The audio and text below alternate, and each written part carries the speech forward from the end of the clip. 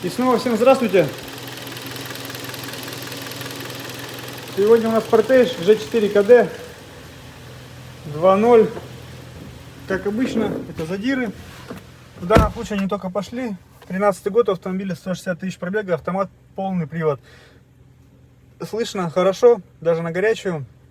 Конечно, бывает гораздо громче, но на холодную здесь в любом случае все это дело прямо, я уверен, хорошо тарабанит. На горячую еле слышно, но вон есть перекладка. Ребят, естественно, чем раньше делать, если на машине собрались ездить. Если там через полгода, год продавать, то можно не делать. Если собрались на машине ездить, лучше, конечно, сделать заранее. Это будет гораздо дешевле. Все это дело. Вкладыши, насос и так далее, как правило, остаются живыми. Ну, в данном случае будем смотреть. Все запчасти у нас по наличию есть. Эти моторы, кстати говоря, вообще современные на голодную любят громковато работать муфтами. И замена муфт, ребят, как правило, не помогает. То есть это вот особенность такая, у них муфты есть побрякивание. Поэтому, если она рабочая, если она в хорошем состоянии, пусть она остается. Учитывайте этот момент. Очень много китайских подделок, это будет прям головная боль. Ну что, на этом пока меньше слов, больше дела, как говорится, заканчиваем. Давайте будем приступать к разборке. Разбираем автомобиль, ребят. Так, что тут у нас? По навесному вопросов нет, ремень такое ощущение умененный, по роликам тоже вопросов нет. Обгонная муфта работает на генераторе, ничего нигде не шумит, радует. Защелки также все целые, ничего не снималось. Единственный момент, не полное ощущение того, что здесь менялся ГРМ.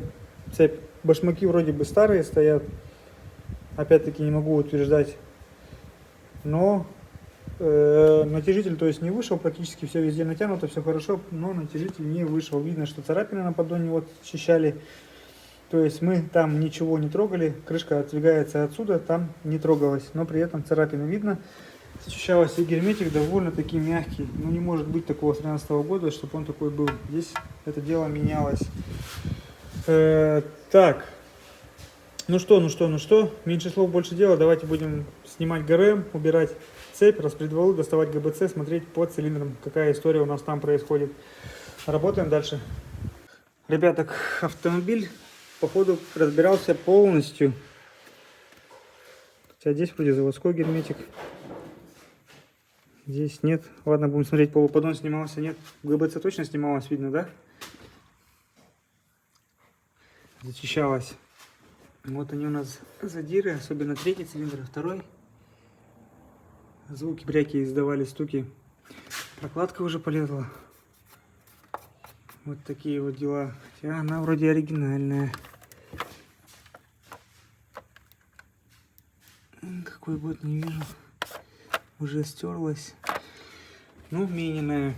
Так, ну что, давайте будем разбирать, смотреть, что там у нас. Распредвалы целые, слава богу, манилька потертость есть, но ничего страшного в этом нет.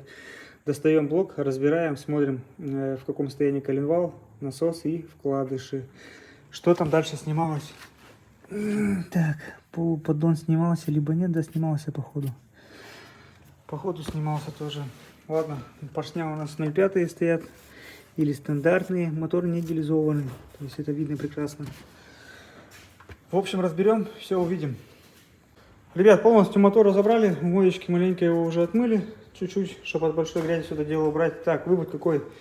Полуподдон все-таки не снимался, родной герметик, дубовый. Здесь это все, ну, видно было, прокладка менялась, видно, что вот это все чищено. Убиралось, сюда ГБЦ побежало, либо газы пошли, не знаю, почему ее меняли. Скорее всего, побежало в этом месте. В общем, по цилиндрам первый, второй, третий, четвертый, ну, третий больше всего. Стандартные размеры, здесь никто ничего не делал блоком. Будем делать опять-таки под стандарт, под оригинальные кольца корейские. Естественно, не Китай. Далее по вкладышам. Вот в таком они состоянии. Будем менять. Насос тоже маленько подъело, грязью тоже. Все это дело под замену пойдет. И шатунные. Сами поршня. Это у нас второй поршень. Кольца подзалегшие. Это у нас третий. Звуки бряки издавали. Не сильно, конечно, но уже вот-вот все это дело. Вот-вот все это дело бы наступило. Видно, да? Все прекрасно. Так, страшного, криминального здесь, конечно же, ничего нет. Головку сейчас рассухарим, посмотрим на нее, что там у нас. И будем составлять список работ, запчастей, отправлять клиенту на согласование, что надо будем делать, какие запчасти нам потребуются, согласовывать и приступать к ремонту. В принципе, все, ничего нового, ничего сверхординарного нет. Слава богу, все целое, резьбы целые. Это, конечно же, радует. Обычно после кого-то разбираешь, то тут, то там, здесь нет. Здесь все прилично и хорошо. На этом пока заканчиваем съемку. Ребят, снова всем здравствуйте. Пришло время собирать у нас Portage. Все готово. Все замечательно. Блок у нас отмыт, блок у нас загильзован под стандартный поршневой оригинальные корейские кольца. Сделана фреза. Здесь довольно-таки много снято, в районе десятки, чуть даже больше. Блок такой кривоватый был, мягко говоря. Здесь отмыто также. Коленвал сейчас будем мы спиртовыми очистителями промывать, продувать. Полностью все хорошо. Храповик. Вот там вот основная стружка забивается в храповике. Надо прямо качественно оттуда убирать ее и продувать. Бугеля уже отмыли, сейчас будем подбирать вкладыши по корню. У нас 3 сотки, 3,5. В шатунах самые полные берем, там в районе 5 соток получается. Старую поршневую выкидываем, шатуны отмываем, новую поршневую, здесь она садится на горячую, ставим. И в принципе все, по поршням у нас 4-5 соток зазор, в кольцах, в замках 2,5-3 десятки зазор. Полуподдон, поддон отмытые лежат, поршня Тейкин, кольца оригинал, вкладыши также оригинал. Ну и в принципе все, ничего нового, давайте будем работать. Ребят, блок у нас собранный, поршня у нас отличается по наполнению пара соток, поэтому каждый стоит в своем цилиндре, по кольцам подравнивать ничего не пришлось. Вкладыши идеально подобраны, нигде ничего не зажимает. 3 сотки корень, как я говорил, 5 у нас вышли, 5-5,5 шатунные. Масляный насос новый, также прокачали его. В принципе все, задний коренной сальник новый, больше никаких нюансов тут нет. Снимаем, ставим пластину для автомата и монтируем все это дело на автомобиль, потом покажем вам ГБЦ. Работаем дальше. Ребят, блок у нас установлен на автомобиль. Первый, четвертый вывели вверх, поверхность полностью обезжирили, помпа стоит, промежуток, датчик коленвала, все это дело установили. Проверяем бублик, чтобы вращался. Все замечательно. Здесь маленечко продули, промыли, всю большую грязь убрали. Подготовили к установке, к монтажу ГБЦ. Сама ГБЦ вопросов не вызывала, то есть раковины все убрали, сальники заменили. Поверхность ровная, поэтому старую прокладку убрали, фрезу не делали, обезжирили обычным растворителем, чистой тряпкой, болты, мобиловской смазкой, чтобы нормально протягивались, и приступаем к монтажу. То есть пока протягиваем ее, собираем по правой стороне тут корпус термостата, крепление выпуска, стартер, проводку кое-какую щупну, то есть есть работа на часок, где-то нам займет это времени. Ну и в принципе все. Давайте будем приступать к монтажу головки и ее протяжки. Ребят, ну что, ГБЦ мы протянули, по правой стороне по максимуму собрали, установили распредвалы, установили ГРМ. ГРМ, помнится, вопросов не было, поэтому оставляем его. Натяжитель, башмаки в идеальном состоянии, натяжитель, трещотка в идеальном состоянии, поэтому осталось. По зазорам еще раз пробежались, посмотрели, все нормально. 0,3 выпуск, 0,2 впуск, замечательно. Вопросов никаких не имеет. Сейчас ставим переднюю крышку, клапанную крышку. Естественно, предварительно меняем передний коренной сальник, прокладка клапанной крышки. И, в принципе, час-полтора машина будет запускаться. Основное, это столб мотора мы собрали. Основная работа осталась. Мелочь это по навесному.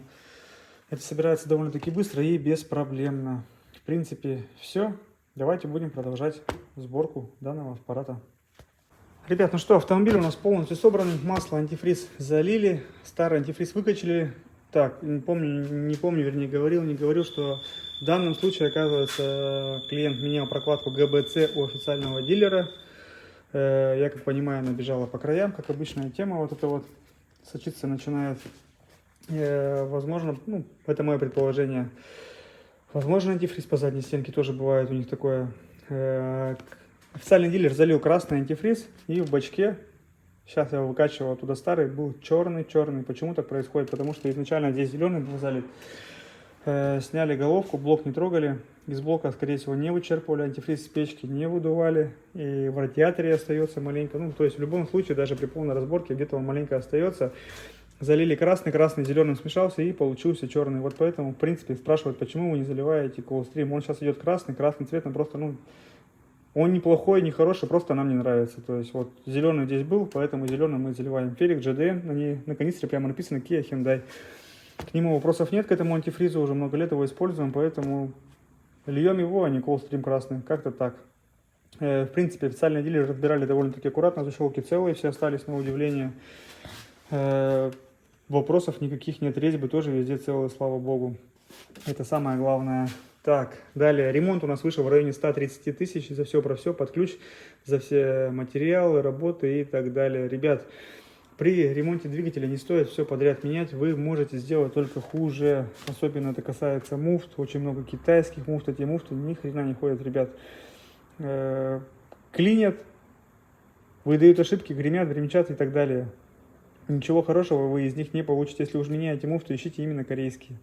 Китай ходить у вас не будет. То же самое касается прокладок, колец, цепей, клапанов, ВВТ, вообще всего, что где бы ни было Made in China написано, это все полная туфта.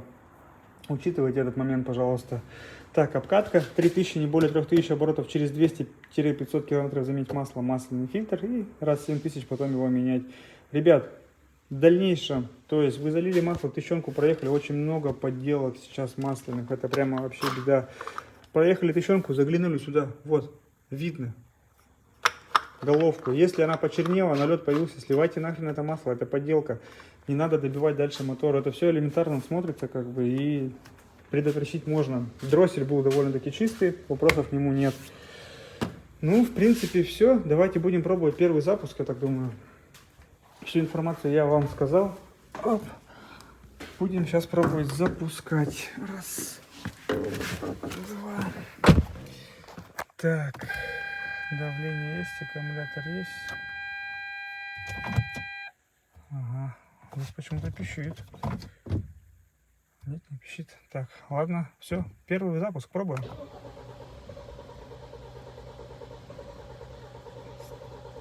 Топливо маленько стравило. Давайте еще разок.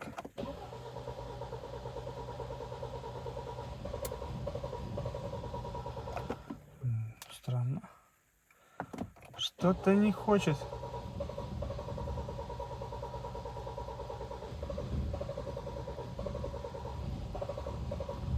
Давление уже пошло у машины.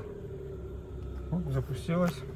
У него форсунка слетала топливная с рампы, то есть топливо полностью сбегало с реки, но так долго тоже обычно не накачивают, то есть запускается гораздо раньше. Здесь работает ровно. Ну, давление еще пошло, когда стартером крутили. Так, ну что, сейчас будем греть до рабочей температуры 90 градусов, прогазовывать все это дело, смотреть, чтобы нигде ничего не капало, не бежало, шланги, прокладки и так далее. Вообще, после ремонта первую недельку-две надо посматривать под машиной, чтобы не было капелек, потому что шланги снимаются все, ставятся. Естественно, мы когда прогазовываем это все дело, смотрим, но на холодную в основном антифриз подтекает, поэтому надо первое время посматривать вдруг что, где, как. Это обязательная процедура. Ну, что у нас год? 13-й, пробег 160, полный привод, автомат. Давайте послушаем снаружи, да закончим. По поводу еще стуков, бряков на холодную, особенно вот эти вот моторы, наши, да, все корейские. Ребят, это муфты, от этого никуда не деться. Посмотрите, ниже видео есть Optima без муфт, то есть КАшный мотор, когда-то была газовая, там ни одной муфты нет. Вот он при холодном запуске, вообще при любом запуске, идеальная тишина у мотора, потому что нет вот этих вот муфт. Эти муфты в любом случае будут издавать звук, новые, старые, без разницы. На это обращать сильно внимания не стоит, надо главное смотреть, чтобы как на горячую работает. Ну, в данном случае никаких вопросов нет, работает тихо, маленько муфты слышно, от этого еще раз говорю, никуда не деться. В принципе, цену сказал, все, информацию сказал, на этом заканчиваем. До новых встреч, до свидания, очередной спортеж у нас готов.